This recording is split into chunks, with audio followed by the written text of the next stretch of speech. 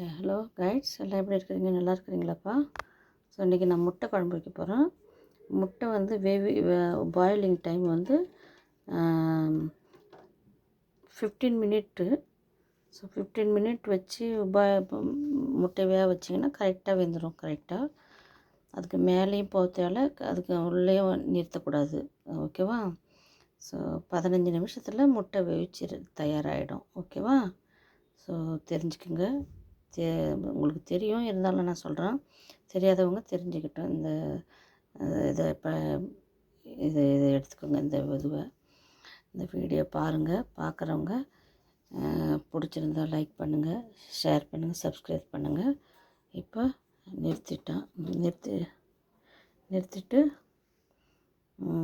சில்லு தண்ணி பண்ணி இப்போ நான் வச்சுருக்கிறேன். இப்போ இதை உரித்து நான் முட்டை குழம்பு பண்ண போகிறேன். ஓகே கைட்ஸ், ஓகே, பாய்.